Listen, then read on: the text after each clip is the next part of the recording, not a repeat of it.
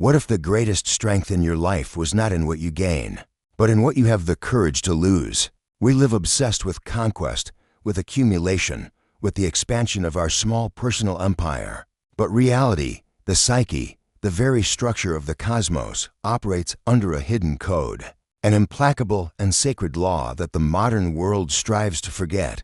Nothing truly new can be born unless something old is offered in sacrifice. This is not an act of loss, as we have been taught to fear. It is the most powerful act of creation. It is the secret of the alchemists, the mystics, and the gods. It is the key that transforms pain into power and renunciation into resurrection. In the next few minutes, we will not discuss a theory. We will perform a dissection of your own soul. We will delve so deep into the structures of the psyche that you will feel the echo of these truths in your own wounds, in your own silent victories. This is a journey for the brave, for those who are tired of easy answers and long for a meaning that bleeds, that breathes, that has weight. If you have the courage to look at the altar that exists within you and ask what it demands, then this is your place. If you are ready for this journey, do 3 things now. First, subscribe to this channel, not as a spectator, but as an initiate who accepts the call. Second, leave your like, not as an algorithm, but as a seal, an affirmation that you are here for a reason. And third, go to the comments and write, "I accept the journey." This will be your first step, the first line in the logbook of your most important expedition. Now, take a deep breath. The descent begins. At the core of the human experience, far beneath the surface of our daily concerns, lies an archetypal force as old as consciousness itself, sacrifice. Stripped of its purely religious connotations or its simplification as mere loss, the archetype of sacrifice is, in fact, a fundamental psychic mechanism for growth, an inner deity hungry for that which no longer serves us. It is the call that sounds in moments of crisis, of stagnation, in the dead ends of our biography. It is the voice that whispers that the map you have been using to navigate life has become obsolete, and that, to receive a new one, you must have the courage to burn the old one. Modern society has trained us to fear this voice. It sells us the illusion of linear progress, of gain without pain, of expansion without contraction. But the soul knows no straight lines. Its movement is cyclical, spiraled, and it demands that parts of us die so that other parts may be born. The hidden call of sacrifice is the recognition that you have reached a frontier. On one side is the comfort of the known, a familiar yet restrictive identity, a stable yet lifeless relationship, a secure yet soulless career. On the other side, there is an abyss, the unknown. Sacrifice is the act of leaping. It is not an act of destruction, but of radical faith in life. It is the understanding that the universe abhors a vacuum, and that by consciously releasing what occupies a space in your psyche, you create the sacred void for the new, the truer, to finally enter. This call does not ask for your suffering. It asks for your courage. It does not want your annihilation. It wants your transfiguration. It is the most terrifying and most liberating question existence can ask you. What are you willing to put on the fire to become who you truly are? The refusal to answer this call is the true tragedy, for it condemns the soul to live in a prison whose bars are made of everything. We refuse to surrender. To comprehend the magnitude of this archetype, we must become archaeologists of the soul and excavate the layers of myths and religions that form the bedrock of our collective unconscious. These stories are not fictions, they are the dreams of humanity, revealing the immutable patterns of the psyche. Consider Odin, the supreme shaman of Norse mythology. He does not seek power outside of himself. He hangs himself from the world tree Yggdrasil. Wounded by his own spear, a sacrifice of himself to himself, he plucks out one of his eyes, the organ of literal perception, of the ego that sees the world superficially and offers it in exchange for a drink from the well of wisdom. The message is crystal clear. To obtain inner vision, gnosis, you must sacrifice your worldview. You must surrender your certainty, your habitual way of seeing things. Wisdom costs a part of your old identity. Now, let us turn our gaze to Prometheus, the rebellious titan. His sacrifice is for the other, for humanity. By stealing the fire of the gods, the flame of consciousness, of technology, of self-awareness he condemns himself to eternal torment. The eagle that devours his liver daily is the symbol of the anguish that accompanies the bearer of light. It is the pain of the innovator, the artist, the thinker who dares to challenge the status quo and pays the price with their own peace. He teaches us that certain sacrifices do not bring immediate rewards, but serve a greater purpose, an advancement of the collective consciousness. And what of the image that haunts the West, that of the crucified Christ? This is the archetype in its most radical form, the sacrifice of the divine for the human, of the perfect for the imperfect. The surrender of the ego, not my will, but thine be done, is the central act of individuation, the moment when the personal consciousness aligns with the self, the ordering center of the psyche. But we cannot forget the goddesses. Inanna, the Sumerian queen of heaven, who voluntarily descends into the underworld. At each of the 7 gates, she is forced to remove one of her royal garments and adornments, writhing naked and helpless before her dark sister, Ereshkigal. She sacrifices all her powers, her personas, her external identity, to die and be reborn. It is the journey of the soul into its own personal hell, the necessary surrender of everything we think we are to confront our barest, rawest truth. These stories are our spiritual DNA, showing us that, in every culture and every age, humanity has understood that the path to the divine invariably passes through the altar of sacrifice. The expansion of consciousness, what we call enlightenment or awakening, is never a free or painless process. Every new beam of light that penetrates our psyche inevitably casts a larger, more defined shadow. It is here that the archetype of sacrifice reveals itself in its most intimate and challenging relationship, its connection to the shadow. In Jungian terms, the shadow is everything we have repressed, denied, or are unaware of within ourselves. Our most primitive instincts, our unacceptable emotions, our unlived talents. It is the dark ark where we lock away the parts of ourselves that do not fit the idealized image our ego has constructed. Living a safe and superficial life is possible precisely because we keep this ark locked. Sacrifice, however, is the act of dynamiting that security. When you sacrifice a stable job for an uncertain vocation, you are not just giving up a salary, you are sacrificing your persona of a responsible and secure person, and in doing so, you are forced to confront your fear of failure, your insecurity, your greed, all the shadow material that stability kept conveniently sedated. Similarly, by sacrificing a relationship that has already died, you do not just surrender the other's company, you sacrifice your identity as a partner, as a loved one, and you are thrown into the abyss of loneliness where your neediness, your fear of abandonment, and your repressed anger rise to haunt you.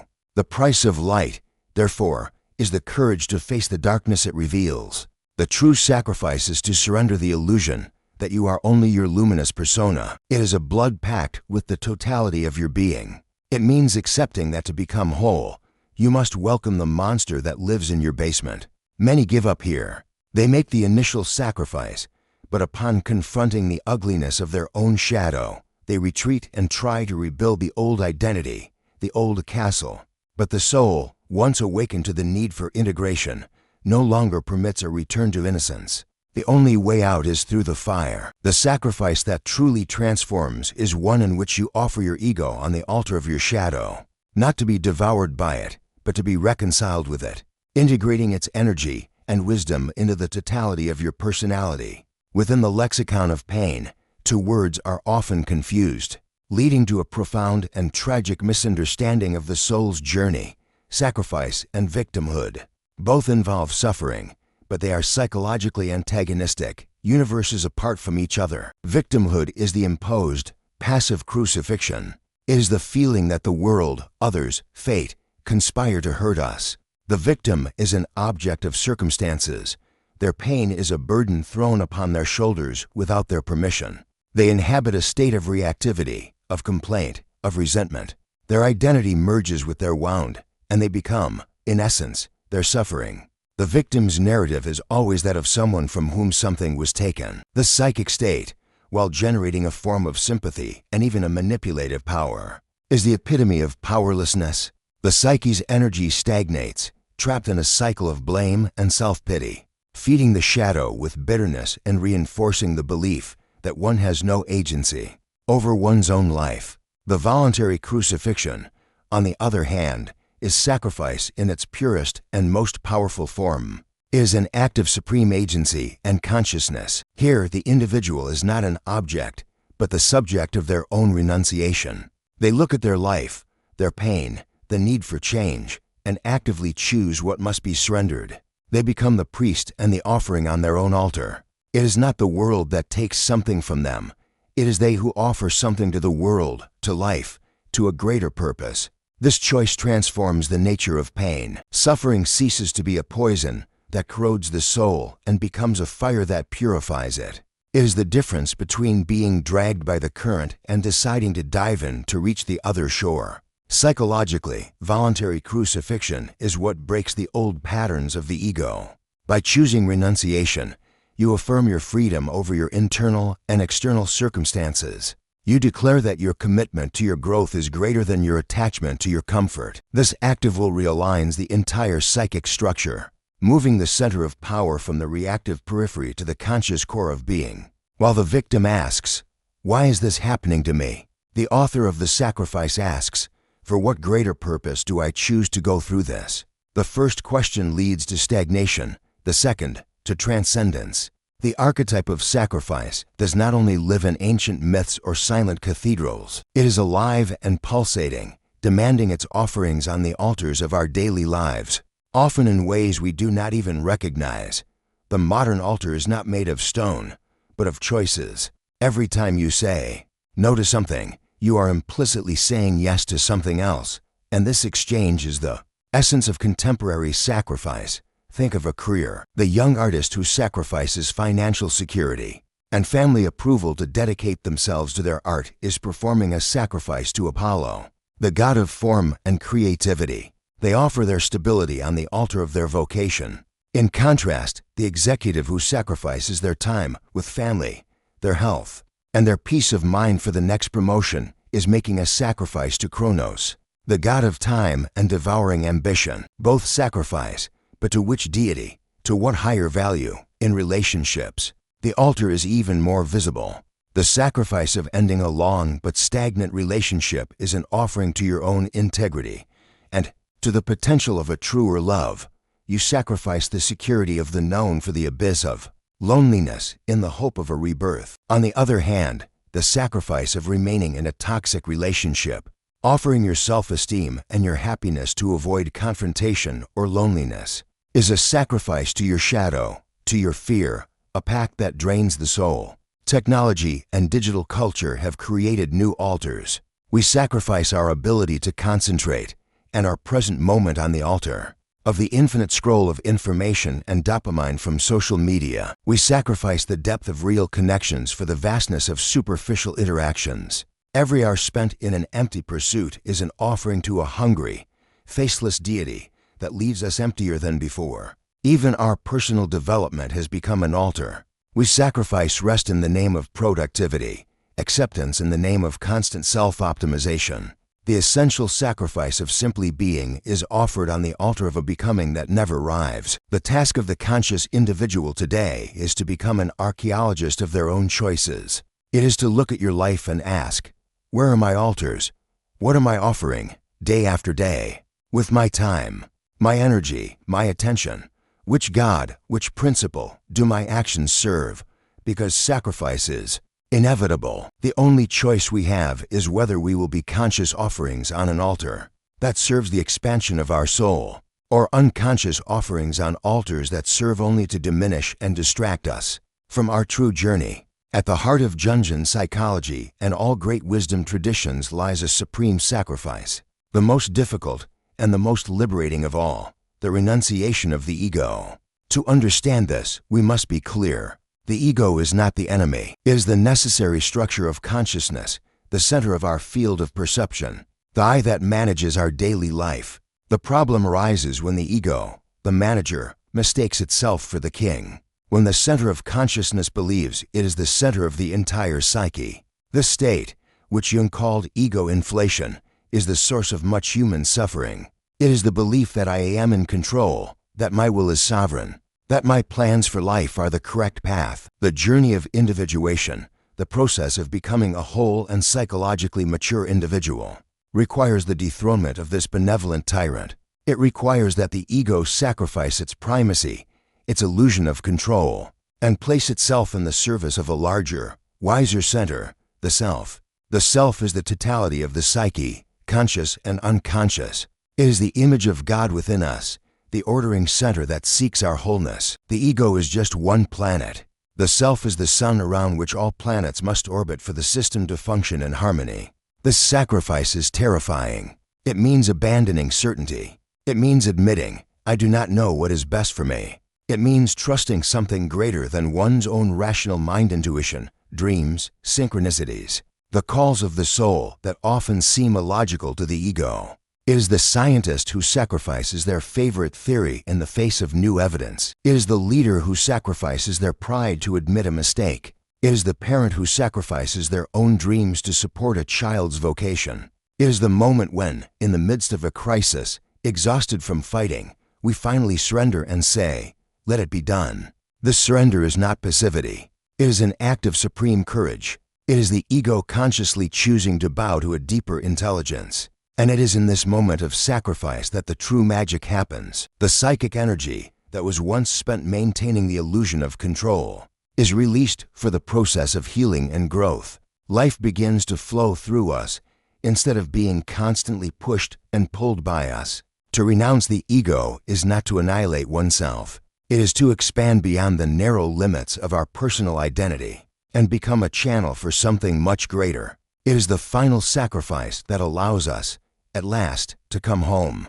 No sacrifice occurs in a vacuum. We are embedded in a vast psychic web, a network of stories and destinies that stretches across generations. The sacrifices we are called to make in our lives are often echoes of sacrifices not made, or made incompletely, by our parents, grandparents, and ancestors.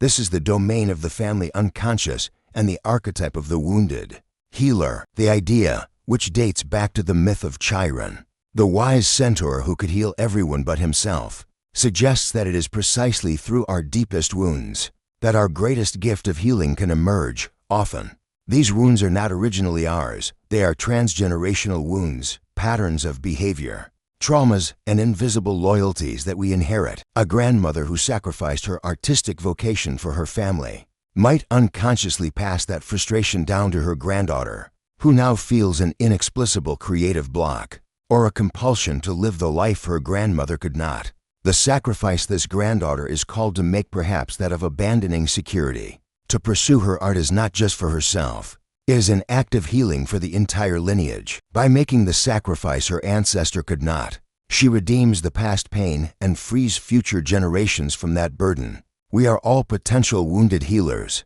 The area of life where you struggle the most, where your wound is deepest, is often the exact place where your greatest potential for contribution lies. The former alcoholic, who helps others recover, is transforming their wound into medicine. The person who suffered profound abandonment and learns to develop radical self-love can teach others to do the same. The sacrifice here is twofold. First, it is the sacrifice of identifying with the wound, of ceasing to be the victim and becoming the alchemist of one's own pain. Second, is the sacrifice of revisiting the pain, not to drown in it, but to extract from it the wisdom and empathy needed to guide others. This is sacred and perilous work. It requires us to look at our parents' sacrifices with compassion, recognizing how their choices, made out of love or fear, have shaped us. And then, it requires us to have the courage to make our own sacrifices, even if it means betraying the expectations or invisible loyalties of the family.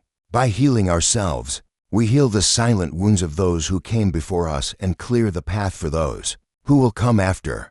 Not every act of renunciation is a sacred sacrifice. The psyche, with its complexity and its dark corners, is perfectly capable of perverting the archetype, turning a potential act of power into a gesture of self-sabotage.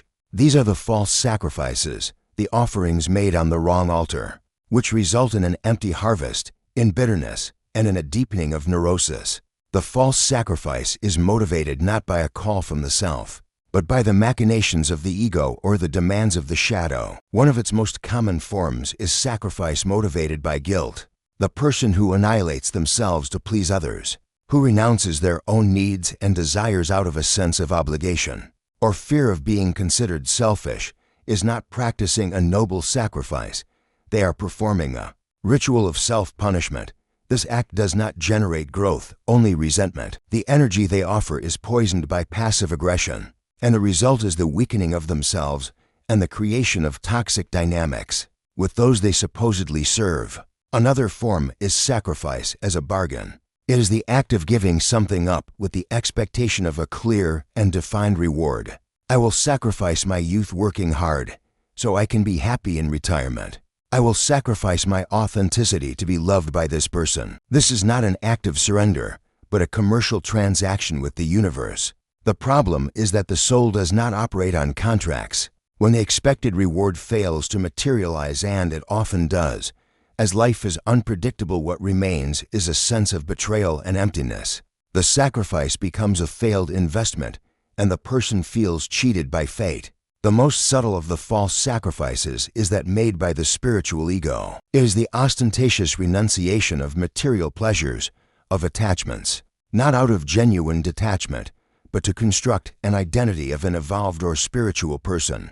The ego has not been sacrificed. It has merely changed its clothes, now dressing itself in the cloak of humility. This is the most dangerous, as the person becomes convinced of their own sanctity, while their hungry and neglected shadow grows in the depths, ready to erupt. Distinguishing the true from the false sacrifice requires brutal self-honesty. The true sacrifice, even if painful, leaves a trail of meaning, of integrity, of a strange peace. The false sacrifice, even if applauded by others, leaves a taste of ashes in the mouth, a feeling of diminishment and emptiness. The harvest does not lie. All creation, whether of a work of art, a new life, a scientific theory, or a new version of oneself, is preceded by an act of sacrifice. The creative universe does not tolerate a vacuum, but neither does it deliver its treasures to hands that are already full. To create something new, something old must be burned. The creative fire demands fuel, and that fuel is invariably a part of ourselves. The artist knows this secret intimately. To bring their vision to life, they must sacrifice countless other possibilities. Every brush stroke on a canvas is the death of all the other brush strokes that could have been there. They sacrifice their peace of mind, delving into the abysses of their psyche to extract the images that haunt them. They sacrifice their time, their energy, their social life, offering everything to the altar of their work. Creation demands a monomaniacal focus, a devotion that borders on madness. And this devotion is a continuous sacrifice of the mundane self in favor of the creative self. The scientist also participates in this rite. They sacrifice their most cherished beliefs, their most elegant hypotheses, when the data contradicts them. The search for truth requires the constant sacrifice of intellectual pride. They must be willing to kill their own mental creations, so that a more accurate understanding of reality can be born. This is the essence of the scientific method, a ritual of sacrificing ideas on the altar of empirical evidence. On a personal level, the process of reinventing oneself is a profoundly creative act that demands the most intimate sacrifice of all, that of our own identity, to create a new me, healthier, more conscious, more authentic. The old me must be placed on the funeral pyre. You must sacrifice your comfortable habits, your familiar excuses, your victim narratives, your favorite complaints. Every time you choose the salad over the fries, you are sacrificing an immediate pleasure for a long-term vision of yourself. Every time you choose honest confrontation over resentful silence, you are sacrificing your safety to create a truer relationship.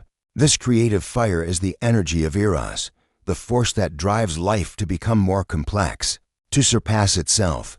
But Eros does not work alone. It needs Thanatos, the force of death, of dissolution. Creation and destruction are the two sides of the same coin. Sacrifice is the moment where these two forces meet. It is the act of consciously surrendering a part of oneself to the fire of dissolution, so that the energy contained within it can be released and used by the creative fire to forge something new, more beautiful, and more true. After the journey through the fire, after the renunciation, the pain, and the transformation, comes the time of the harvest. But the true reward of the archetypal sacrifice is rarely what the ego expected. The harvest is not an external prize, a trophy to be displayed. It is an internal shift, subtle, profound, and often invisible to the eyes of the world. It is the invisible harvest. You sacrificed a relationship and expected to immediately find a new love, but instead, you find an ability to be at peace with yourself that you never knew. You sacrificed a secure career and expected meteoric success, but instead, you gain a clarity of purpose and a resilience that no money can buy. You sacrificed an addiction and expected constant happiness, but instead, you discover a deep compassion for yourself and for others who struggle. The reward is not in what you get, but in who you become. Sacrifice hollows us out. It empties us. And it is in this empty space that wisdom can finally take root. The harvest is a new psychic center of gravity. It is the feeling of being more solidly planted in your own being. It is a quiet confidence that does not depend on external validation. It is the ability to face the chaos of life with an inner calm, because you have already been in the fire and survived. You know, in your bones, that you are stronger than your circumstances. Integrating this lesson is the final act of the journey. It means honoring the scars. It means looking back at the parts of yourself that were left behind not with regret, but with gratitude, as if they were fallen soldiers in a battle that secured your freedom. This integration requires the creation of a new personal myth. The story you tell yourself about your life changes. The tragic loss transforms into the necessary sacrifice. The humiliating failure becomes the crucial initiation. You become the author of your own narrative, no longer a victim of it. And finally, the invisible harvest manifests in the world through a quality of presence. You become a haven of calm for others. Your words carry a weight of experience that cannot be faked. Your ability to listen comes from a place of having listened to your own abyss. You do not offer easy advice, but the silent strength of one who knows that the only path to the light is through the darkness, through the noble and terrible portal of sacrifice.